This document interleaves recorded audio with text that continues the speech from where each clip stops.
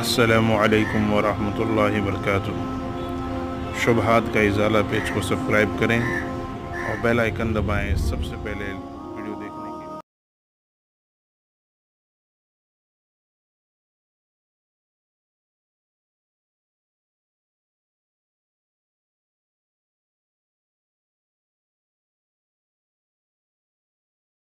کسی ایک جماعت کے لیے نہیں، ساتھ ہی ساتھ دیوبند کو بھی اور دیوبند سے تعلق رکھنے والوں کو یہ بات سمجھنا چاہیے کہ دیوبند دنیا کے لیے نہیں ہے، پوری دنیا کے لیے نہیں ہے۔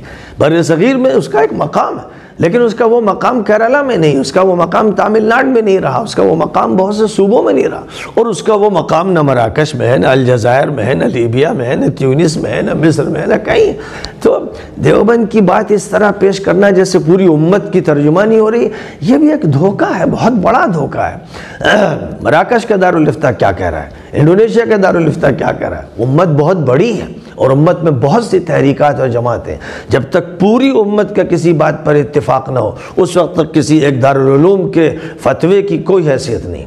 وہ ان کا اپنے حلقے کا فتویٰ ہے، بس اس حلقے کے لوگ اس کو قبول کرتے ہیں، قبول کریں۔ میرے نزدیک دیوبند کا فتویٰ ہو یا ندوے کا فتویٰ ہو یا مظاہر کا فتویٰ ہو یا کسی اور ادارے کا فتویٰ ہو، یہ ایک حلقے کا فتویٰ ہے، امت کا فتویٰ نہیں۔ اور اس کو ہی صرف شریعت کی ترجمانی سمجھنا ہرگز درست نہیں ہے۔